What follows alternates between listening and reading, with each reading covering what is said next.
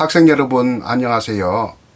진주교육대학교 영상문화 제7강 7번째 시간을 지금부터 시작하겠습니다. 오늘은 교재 중에서 윤동주에 관한 부분, 동석달 꽃같은 청년 시인의 연심, 교재 106쪽 이 부분을 지금부터 공부하겠습니다. 내용은 그냥 교재 참고를 해도 되고요. 또 그리고 따로 블로그로 2개를 동영상을 올릴 겁니다. 그걸 참고해 주면 되겠고, 여기에서 좀 덧붙일 내용은 영화 동주에 관해서 설명을 좀 할까 합니다. 여러분들은 동주라고 하는 영화, 제목이 동주죠. 윤동주를 가리킵니다. 이 영화를 본 적이 있습니까? 촬영은 2015년에 했으니 6년 전에 했고요. 개봉은 5년 전인 2016년 2월 17일에 했습니다. 2월 17일은 윤동주가 세상을 떠난 날입니다. 그 기일에 맞춰서 99주기 기일에 맞춰서 영화관에서 영화가 상영됐고요. 영화는 관객 117만, 많지는 않죠. 117만 동원한 영화입니다. 저 예상으로 만든 영화, 돈을 적게 들여서 만든 영화 치고는 관객을 생각보다 예상보다 많이 동원했던 그런 영화예요. 영화 동주에 관한 특징이랄까, 특성 한 몇 가지 지적을 해보겠습니다.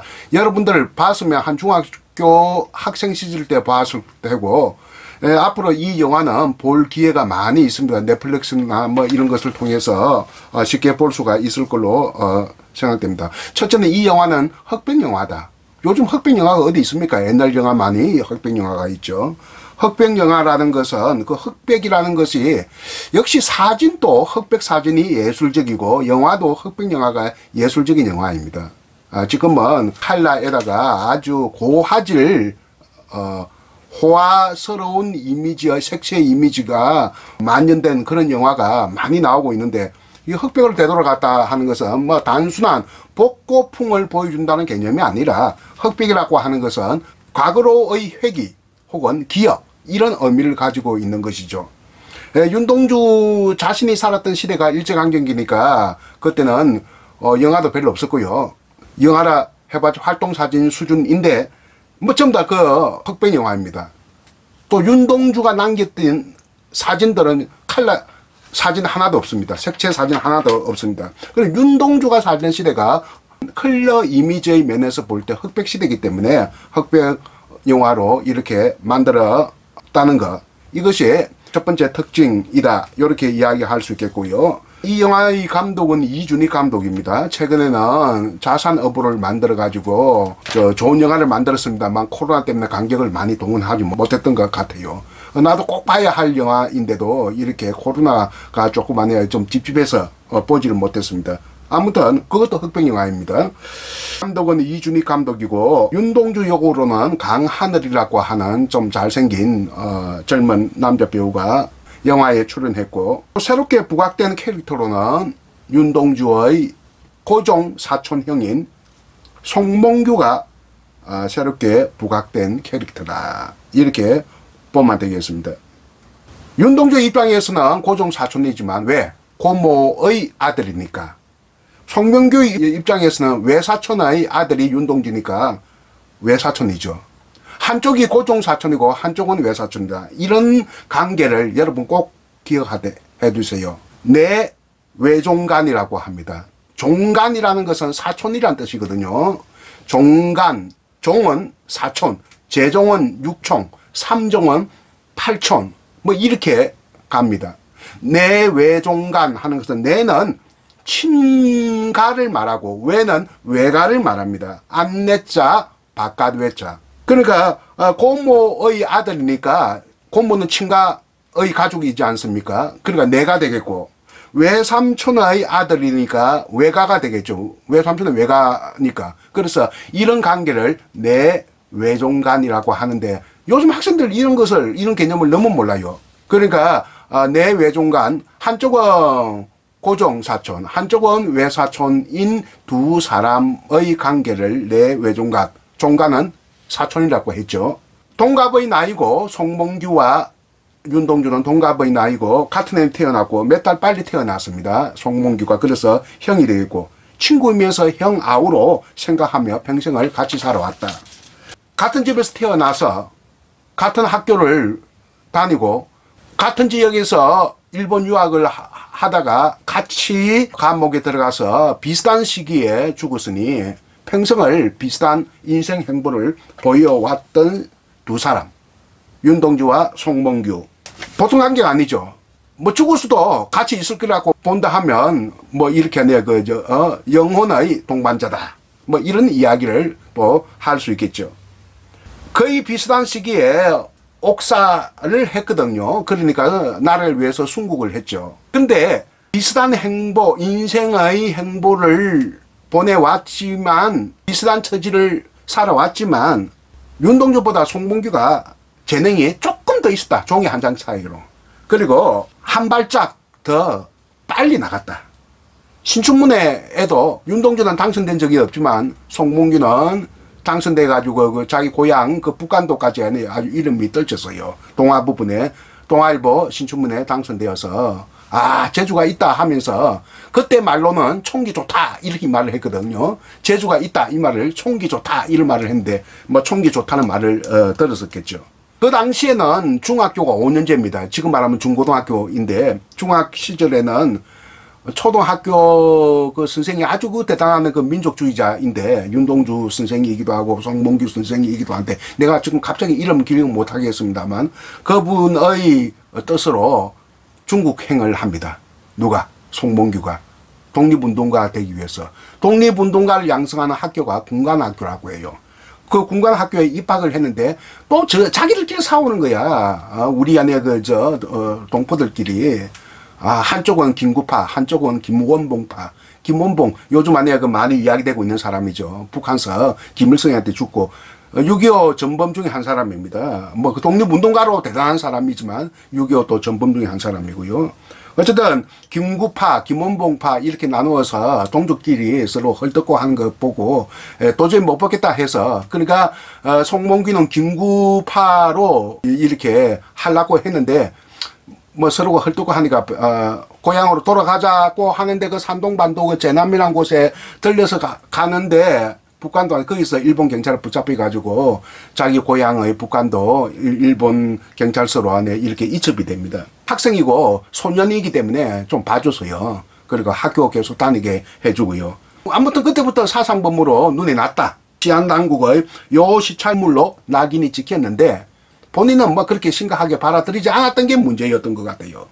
아무튼 연희전문학교는 4년간 같이 동급생으로 이렇게 윤동주와 다니는데 3년제도 있고 4년제도 있었어요. 이과, 그러니까 요즘 말하면 자연과학계는 3년제고 문과는 4년제고 또 상과도 4년제입니다. 문상과는 4년제, 이과는 3년제.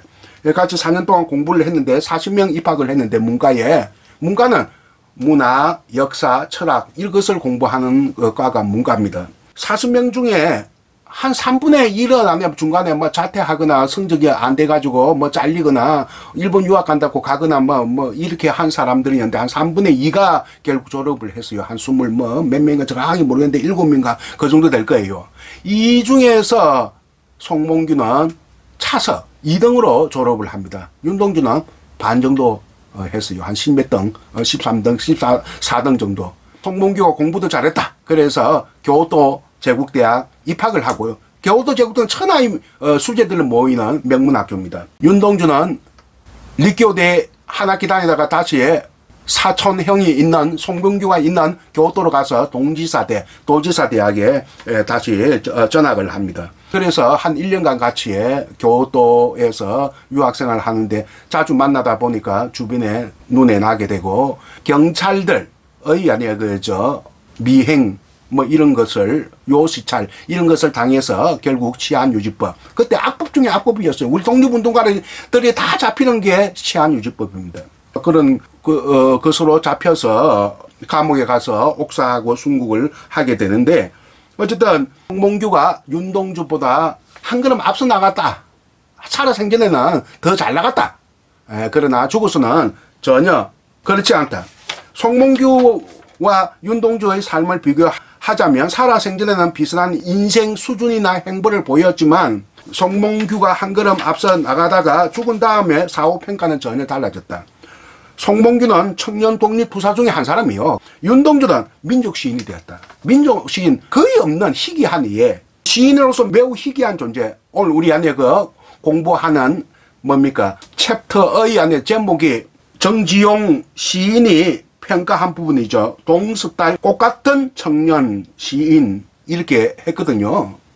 동스달에는 동지스달인데 음력 12월인데 그러니까 음력 12월이니까 양력 1일입니다. 제일 추울 때입니다. 그때 무슨 꽃이 핍니까? 특히 북한도에는 더 꽃이 안 피죠. 추운 지대니까. 동스달 꽃 같은 그러니까 굉장히 희귀하다 그 말입니다.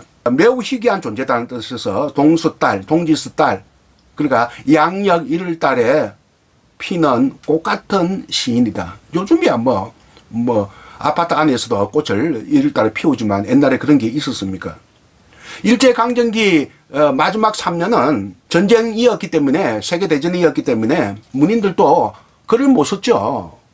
조선을 쓰면 바로 치안유지법에 잡혀가니까 그 대부분 절필했어요. 또 친일하는 사람도 있고 아주 희귀하게 저항을 펼치다가 죽은 사람인데 그 시인 중에 두 사람 중에 한 사람 누구?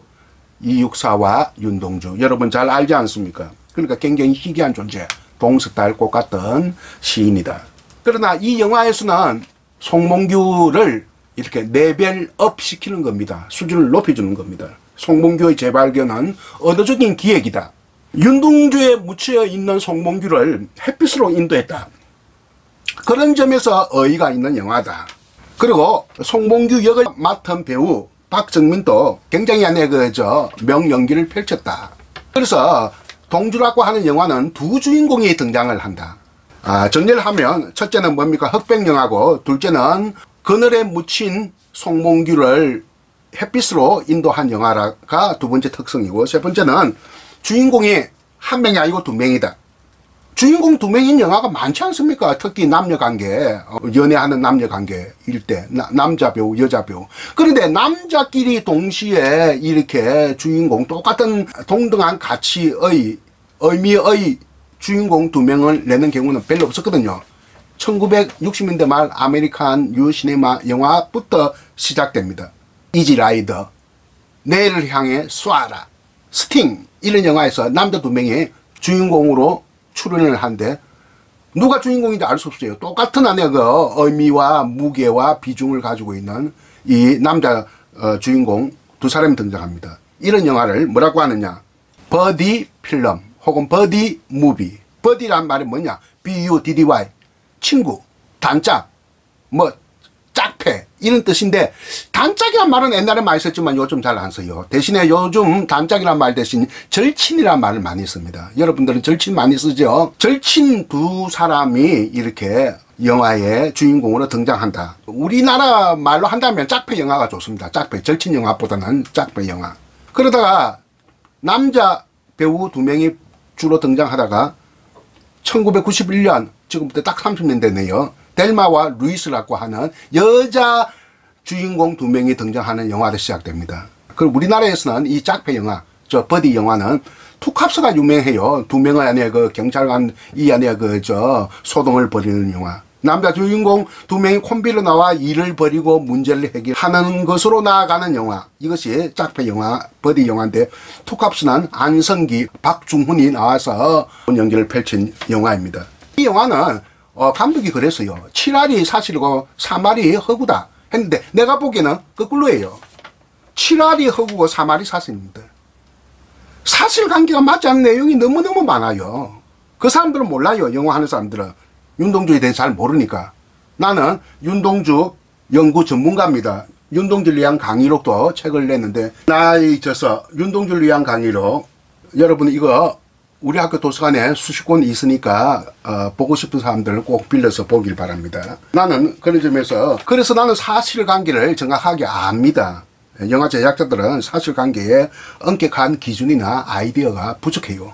그러다 보니까 이게 사실관계인지 아닌지도 모르고 막 영화를 만드는 거예요. 그래서 내가 그 7알이 사실이고 3알이 허구라 이런 말이 나오는데 내가 보기에는 7알이 허구고 3알이 사실이다.